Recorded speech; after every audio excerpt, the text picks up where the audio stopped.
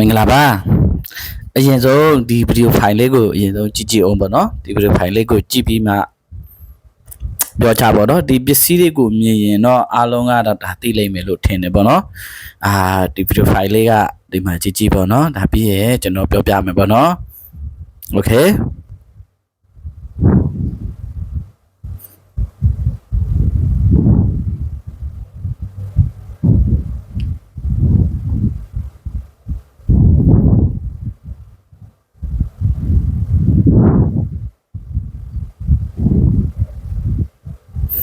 โอเคတွေ့ပြီနော်ဆိုတော့ဒါကဘယ်လိုပြောမလဲဆိုရင်ဒါဖမ်းမိသွားတယ်ပေါ့နော်ဆိုတာကတချို့ဆိုလို့ရှိရင်ဘယ်လိုမျိုးပြောချလဲလာပြောလဲကိုမတထေးရှိရဲတထေးအမိခံနဲ့ဆိုလို့ရှိရင်ရောကျွန်တော်တို့ကျမတို့ကရောင်းလို့ရလားဘာလားအဲ့လိုမျိုးတွေမေးလာကြတာတွေရှိတယ်ပေါ့နော်အဲ့လိုမျိုးတွေရှိတဲ့ခါကျတော့တကယ်စစ်ဆေးရတယ်သူတို့ဥပဒေနဲ့ချင်းချင်းကြကြလောက်လာတယ်ဆိုရင်ကျွန်တော်တို့ကဒီပစ္စည်းတွေကမြန်မာပြည်ပစ္စည်းတွေဖြစ်တဲ့တွင်နဲ့ကျွန်တော်တို့ဒီပစ္စည်းကလုံးဝဟိုမဖြစ်ဘူးပေါ့နော်တရားမဝင်ဘူးပေါ့နော်အဲ့လိုပုံစံမျိုးလူကတော့တထေးနဲ့နေတယ်ဆိုမဲ့တရားဝင်တယ်ဆိုပေမဲ့အဲ့ဒီကိုလောက်တဲ့အလုပ်ဒီပစ္စည်းကတရားမဝင်ဘူးပေါ့နော်အဲ့ဒီလိုမျိုးဖြစ်တယ်နော်အဲ့ဒါအကြောင်းမလို့ဒါတော့ဟိုဘယ်လိုပြောရမလဲလူကတော့အကုန်လုံးပြည့်စုံရှိတယ်ဆိုပေမဲ့ဒီတရားမဝင်တဲ့ဒီလိုမျိုးဒီပစ္စည်းတွေကိုအခုလိုမျိုးဖမ်းမိတယ်ဆိုလို့ရှိရင်တော့ဒါတို့ကလူကိုလည်းတို့က passport တွေဘာတွေကိုတခါလဲပိတ်လိုက်လို့ရတယ်ပေါ့နော်ပိတ်လိုက်တယ်ပေါ့နော်အခုဆိုရင်ကျွန်တော်တွေ့ကြုံနေပြောရင်ကျွန်တော်တငယ်ချင်း3ယောက်ဆိုရင်လည်းမရတော့ဘူးပေါ့နော်သွားပြီးလိုက်ပြီပေါ့နော်သွားလိုက်တယ်ဆိုတာကဒါကျွန်တော်တို့ကပြောတယ်ဒီလိုမလုံးနဲ့ဟိုလိုမလုံးနဲ့အဲ့လိုမျိုးပေါ့နော်အဲ့လိုမျိုးပြောပြတယ်ပေါ့နော်ပြောပြတဲ့ခါကျတော့သူကခဏပြောလို့ငါတထေးပိုင်နေငါမှတထေးရှိတယ်ဆိုပြီးတော့သူလောက်တာပေါ့နော်တကယ်ဖြစ်လာတဲ့ခါကျတော့လုံးဝလုံးလို့မရဘူးပေါ့နော်ပါသွားတာပဲပေါ့နော်ဒါကြောင့်မို့လို့ကိုကလှုပ်ဒါတွေကိုလှုပ်ရှားလို့မရတော့ဘူးလားလှုပ်ရှားရင်ကိုက live လွှင့်တာတို့ online ပေါ်မှာတို့အခုကတင်လို့မရတော့ဘူးပေါ့နော်ဟိုလွန်ခဲ့တဲ့2023 14-15ရသေးတယ်အဲ့ချိန်တော့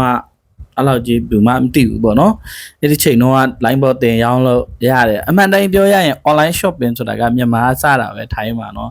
မြန်မာစတာလို့ပြောလို့ရတယ်ငကိုတို့ကအဲ့ဒီ2013 2017နေချိန်တော့ဘာ online shop မှမရှိဘူးကုမ္ပဏီတွေတောင်မှလူချင်းချိတ်ဆက်ပြီးသွားကြတယ်အဲ့လိုပုံစံမျိုးပေါ့နော်ဆိုတော့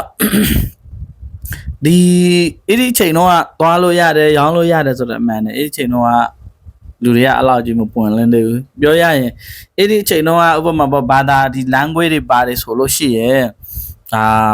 လူမဒီလိုစကပြန်နေပါရင်လည်းကြည်လို့ရတယ်ဘာညာဆိုအဲ့လောက်ကြီးလူတိုင်းသိတဲ့သူကသိတယ်ဒါပေမဲ့တော်တော်များများမသိချသေးဘူးပေါ့နော်အခုဆိုလို့ရှိရင်တချို့ကငါတို့ကမြန်မာလိုရေးတာပဲဆိုပေမဲ့အခုခေတ်ကအဲ့ဒီဘာသာပြန်နေနဲ့ကြည့်လိုက် iPhone ဆိုရင်နောက်ပေါ်လာတဲ့ဖုန်းတွေဆိုရင်အားလုံး auto တောင်မှပြန်နေပြီဘာသာဒီ language တွေကိုအားလုံးကိုဘာသာတောင်မှပြန်နေပြီပေါ့နော်နောက်ပေါ်လာတဲ့ဖုန်းတွေမြင့်တဲ့ဖုန်းတွေဆိုရင်ဒီ Samsung ဆိုလို့ရှိရင်လည်းမြင့်တဲ့ထဲထဲမှာဆိုလို့ရှိရင်ဒါဘာသာပြန်နေပြီပေါ့နော် iPhone တွေပါတယ်ဆိုလို့ရှိရင်ဒီတိုင်းမဲ့သူဘာသာပြန်နေပြီပေါ့နော်အဲ့ဒီလိုမျိုးပေါ့နော်အဲ့ဆိုတော့လှုပ်ထားတော့လှုပ်စားလို့ရပါတယ်လှုပ်မစားလို့ရတာမဟုတ်ဘူးဒါပေမဲ့ကိုကလေးနဲ့ကိုတိုးတိုးတဲတဲအဲ့လိုမျိုးလှုပ်စားပေါ့နော်အခုလိုမျိုးကိုကပေါ်ထင်ထင်လှုပ်ချင်တယ်ကြကြပြန့်ပြန့်ကိုကလှုပ်ချင်တယ်ဆိုရင်တော့ဒီနေရာတွေမှာတော့လှုပ်စားလို့ရမှာမဟုတ်ဘူးဒါကြောင့်မို့လို့လှုပ်စားချင်တဲ့ကိုကအဲ့လိုမျိုးလှုပ်စားချင်တယ်ဆိုရင်နီလန်းနေရှိသေးတယ်ပေါ့နော်သူတို့တွေလှုပ်လို့ဖမ်းလို့မရတဲ့နီလန်းနေရှိပါသေးတယ်အဲ့ဒါကတော့ဗာလဲဆိုရင်ကိုယ်နေရာတွေမှာကိုယ်နိုင်ငံတွေကိုပြန်သွားပြီးရင်လှုပ်လို့ရတယ်နေစားတဲ့နေရာတို့ဘာတို့ကိုယ်နိုင်ငံတဲမှာပေါ့နော်အဲ့လိုပုံစံမျိုးဆိုရင်တော့ဖြစ်နိုင်တယ်ပေါ့နော်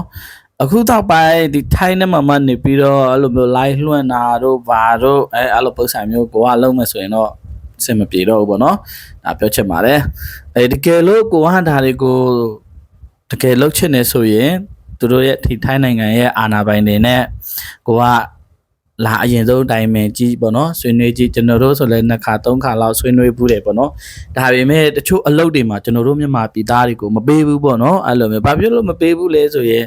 သူတို့ကသူတို့နိုင်ငံသားအတွက်သူတို့ကာကွယ်တယ်ဒါသူတို့နိုင်ငံသားအတွက်အသက်မွေးဝမ်းကြောင်းပြုရမယ်လုပ်ငန်းဆိုပြီးအဲ့လိုပုံစံမျိုးဆိုရင်နိုင်ငံသားတွေကိုမပေးတာတွေရှိတယ်ပေါ့နော်လုပ်လို့ရတဲ့အလုပ်ရှိတယ်လုပ်လို့မရတဲ့အလုပ်တွေရှိတယ်အဲ့လိုပုံစံမျိုးပေါ့နော်ကျွန်တော်တို့ဆိုရင်နှစ်ကြိမ်လောက်ကျွန်တော်တို့တကယ်ကြီးခဲ့တဲ့ပုံကိုယ်တွေနဲ့ပြောဘူးတယ်ပေါ့နော်ဆွေးနွေးဘူးတယ်ဒီလုပ်ငန်းတရားဝင်ပေါ့နော်ဘယ်လောက်ထိတရားဝင်လို့ကျွန်တော်တို့တွေကအဲ့လိုပုံစံမျိုးလုပ်လဲဆိုလို့ရှိရင်ဒီ passport အစအလုပ်သမား passport မရဘူးတခါတည်းတနိုင်ငံနဲ့တနိုင်ငံဒီနိုင်ငံမှာဒီလိုမျိုးစီးပွားရေးလုပ်မယ်ဆိုပြီးတော့အဲ့လိုပုံစံမျိုးတကယ်လို့ကိုယ့်ရဲ့အလုပ်ကကိုမနိုင်လို့အလုပ်သမားငှားမယ်ဆိုရင်တော့မှဘယ်ထိုင်းတစ်ထေးကိုမှကိုကငှားဆရာမလို့ကိုနိုင်မီနဲ့ပဲအမိပေါက်အဲ့လိုမျိုးတစ်ထေးပြတူဆိုပြီးအဲ့လိုပုံစံမျိုးထိတော့မှကျွန်တော်တို့ဆွေးနွေးဘူးတယ်ပေါ့နော်ဒါကြောင့်မလို့တအားကြီးလည်းမကြွားကြနဲ့ပေါ့နော်အခုဆိုရင်နောက်တစ်မျိုးကြွားနေကြပြန်ပြီဘယ်နေ့ဘယ်လိုတော့ခိုက်ဖြစ်အောင်မသိသေးဘူးနောက်တစ်နေ့ကြွားနေတယ်ဆိုရှင်းအောင်ပေါ့ဒါဘာတရားမဝင်စရာအကြောင်းရှိတရားတော့ဝင်ပါတယ်ဒါပေမဲ့မဝင်တဲ့လမ်းကြောင်းတွေကရှိသေးတယ်ဒါအခုနောက်ပိုင်းမြန်မာတွေထုတ်ပြီးကြွားနေတာကဘာလဲ Facebook ကဝင်ငွေရတာတို့ YouTube ကဝင်ငွေရတာတို့ဆိုပြီးအခုဆို line ပေါ်တွေမှာပတ်စံနေပြပြီးတင်လာတယ်ပေါ့နော်အဲ့ဒါတွေလည်းတကယ်တမ်းဆိုရင်မလုံးတဲ့ဘူးပေါ့နော်ကိုရရင်ကိုဟာလေးနဲ့ကိုနေကိုကမျှဝေချင်တယ်ဆိုလို့ရှိရင်လေကိုကဒါလိုက်ပဲမျှဝေဥပမာကိုကရစေချင်တယ်ကိုရတယ်လို့မျိုးဒီလူကိုပေးချင်တယ်ရစေချင်တယ်ဆိုအဲ့ဒီလူကိုဒါလိုက်ပြောဖုန်းနဲ့ပြောလို့ရတယ် message စာပို့လို့ရတယ်အဲ့လိုပုံစံမျိုးဒါလိုက်ပြောအခုကဟိုနေ့ကလည်းကျွန်တော်တွေးလိုက်ပါတယ်တော်များများပေါ့နော်တွေးတဲ့ပတ်စံနေတင်ပြီးလာကြပြန်ပြီဒီနေ့ Facebook ကနေပတ်စံဘယ်လောက်ရတယ်ဒီနေ့ YouTube ကနေပတ်စံဘယ်လောက်ရတယ်ဆိုတော့တင်လာကြတယ်အဲ့ဒီတင်လာတဲ့လူတွေရတာကပေါင်းကနန်းလေးပဲရှိသေးတာဟိုမှာသိန်းနဲ့10နဲ့ချီရနေတဲ့သူတွေဘယ်တော့မှပတ်စံငါတို့ဒီမှာ YouTube ကဒီလောက်ရတယ်ဆိုပြီးချပြတယ်တရားလည်းမရှိဘူးအဲ့ဒါမနေတတ်လို့ရှိရင်တနေ့ဒုက္ခရအောင်မယ်လို့ကျွန်တော်ကပြောချင်တယ်ပေါ့နော်နေတတ်ကြအောင်နေပါကိုရတာရင်ကိုဟာနဲ့ကိုတိန်းတေးချစုစီဝါရီတစ်ခုပြီးတစ်ခုတိုးချက်ဟုတ်ပြီလားမကြွားနဲ့ line ပေါ်မှာထိုင်းမှာပေါ့နော်ကိုနေ့ကဆိုလို့ရှိရင်လည်းအတွဲဘဒူဘွားလို့ကျွန်တော်မပြောတော့ဘူးပေါ့နော်အတွဲလေးတွဲကအဆန်လေးကာပြီးဒီလိုမျိုးပြရတယ်ဒီမှာလာကြွားတယ်တဲ့သူကတော့ပွင့်လိုက်ပါတယ်လာကြွားတယ်တဲ့ Facebook ကပတ်စံရတယ်ဆိုပြီးတော့လာကြွားတယ်အဲ့လိုမျိုးမကြွားပါနဲ့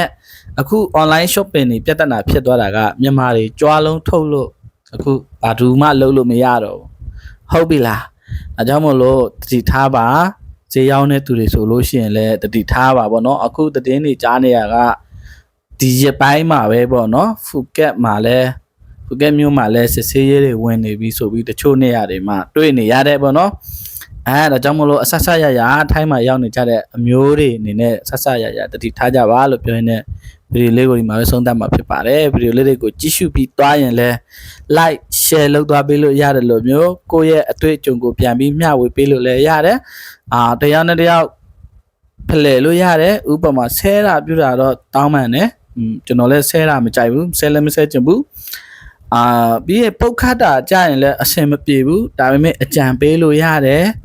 တကယ်လို့မှားနေတယ်ဆိုရင်ကျွန်တော်ပြောတာတွေမှားနေတယ်ဆိုရင် comment မှာဒါမှားတယ်ဒီလိုပဲဖြတ်ရမယ်ဆိုရင်တွေးဖလှယ်လို့ရတယ်ပေါ့နော်ဟုတ်ပြီနော်ဆဲတယ်ဆိုတာမကောင်းဘူးဟုတ်တယ်ဟုတ်လား okay bye bye